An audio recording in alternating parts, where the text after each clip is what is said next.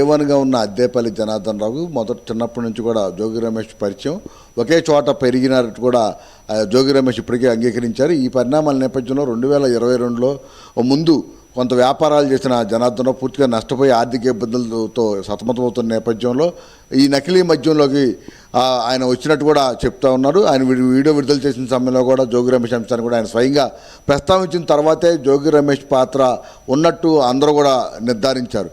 ఈ పరిణామాల నేపథ్యంలోనే మొదటి నుంచి కూడా జోగి రమేష్ పాత్ర అప్పటి నుంచి ఇప్పటి వరకు కూడా ప్రముఖంగా వినిపిస్తూనే ఉంది. అంతేకాకుండా 2022లో అప్పుడు జగన్మోహన్ రెడ్డి ముఖ్యమంత్రిగా వైసీపీ ప్రభుత్వం అధికారంలో ఉన్న నేపథ్యంలో అధికారులు కూడా నకిలీ మద్య వ్యవహారం తెలిసినప్పటికీ కూడా ఎక్సైజ్ శాఖ అధికారులు అటు దాడులు చేసేందుకు, తనిఖీలు చేసేందుకు కూడా భయపడిపోయే పరిస్థితి. అది మొత్తం వ్యవహారం కనుక జోగి రమేష్ ఉన్నారనేది ఇప్పటికే నిర్ధారణ అయింది. దీనికి సంబంధించి ఆధారాలు సేకరించేందుకు ఎక్సైజ్ శాఖ అధికారులు కీలకంగా విచారణ కూడా చేస్తున్నారు. మరోవైపు రాష్ట్ర ప్రభుత్వం ప్రత్యేకంగా ఎందుకంటే ఇది రాజకీయ కోణంలో కూడా ముడిపడి ఉన్న నేపథ్యంలో సీఎం చంద్రబాబు స్వయంగా సిట్ను కూడా ఏర్పాటు చేసి తప్పు చేసిన వారు వైసీపీయా టీడీపీ అని కాదు, ఎవరున్నా కూడా కఠిన చర్యలు తీసుకునే విధంగా వారిపై సెక్షన్ నమోదు చేయాలని కూడా స్వయంగా ఆదేశాలు జారీ చేసిన ఇక్కడ ముఖ్యమంత్రి చంద్రబాబు నాయుడు చాలా క్లియర్గా ఎవరు తప్పు చేస్తున్నా, అది వైసీపీ వాళ్ళ లేకపోతే తెలుగుదేశం పార్టీకి సంబంధించిన వాళ్ళు ఉన్నారా, అధికారులు ఉన్నారా, ఇంకోరు ఉన్నారా, సిట్ తేల్చాలని చెప్తున్నది. కానీ జోగి రమేష్ ఇవాళ గుడి దగ్గరికి వచ్చి ఏం మాట్లాడారో కూడా ఒకసారి చూడండి.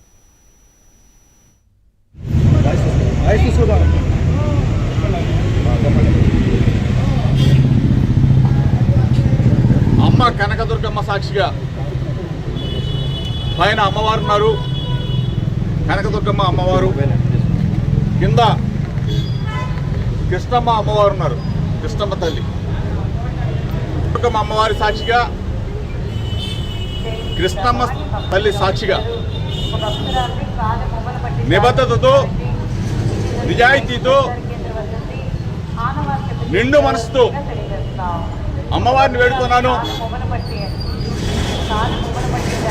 నా హృదయం గాయపరిచారు, నా మనసు గాయపరిచారు, నా వ్యక్తిత్వ అననం మీద నింద వేశారు. నేను నిబద్ధతతో, నిండు మనసుతో అమ్మవారిని వేడుకున్నాను. జోగి రమేష్ అనే నేను ఏ తప్పు చేయలేదని చెప్పేసి అమ్మవారిని, నేను ఏ తప్పు చేయనని చెప్పేసి, చేయను కూడా అని చెప్పేసి అమ్మవారి సాక్షిగా చెప్తా ఉన్నా. నా మీద నింద వేసిన, నా వ్యక్తిత్వ అననాన్ని, నా హృదయాన్ని గాయపరిచిన వ్యక్తులని అమ్మవారు మంచి బుద్ధి వాళ్ళకి ప్రసాదించాలని, వాళ్ళు ఎప్పుడు కూడా చెడు ప్రవర్తనతో మంచి మనసున్న జోగి రమేష్ నాలాంటి వాళ్ళ మీద బురద వేయకూడదని చెప్పేసి అమ్మవారు వాళ్ళకి మంచి బుద్ధి ఇవ్వాలని చెప్పేసి నేను అమ్మవారిని వేడుకున్నాను. గత 10 రోజులుగా చెప్తా ఉన్నా, మీడియా మిత్రుల సాక్షిగా చెప్తా ఉన్నా, రాష్ట్ర ప్రజలందరికీ చెప్తా ఉన్నా, జోగి రమేష్ అనే నేను ఎప్పుడు ఏ తప్పు చేయలేదు, చేయనని చెప్పేసి. రైట్ చూస్తున్నాం. ప్రసాద్ విన్నారు కదా, జోగి రమేష్ ఆయన చేసినటువంటి ప్రమాణం అది. బహుశా అది విజయవాడ అమ్మవారి ఆలయానికి కింద చేశారా అది? సో ఎక్కడ అది ఆ ప్రమాణం చేశారు? పైన అమ్మవారు ఉన్నారు, కింద గంగమ్మవారు ఉన్నారంటూ ఆయన స్టార్ట్ చేశారు. కింద కృష్ణమ్మ ఉన్నారని చెప్తున్నారు. అవును. అంటే శ్రీహరి ఈ మొత్తం ఎపిసోడ్స్ మనం పరిశీలిస్తే ఎప్పుడైతే జోగి రమేష్ పేరు వచ్చిందో అతను సంబంధించిన ఆధారాలు కూడా సేకరించేందుకు అన్ని కోణాల్లో దర్యాప్తు చేస్తున్నారు.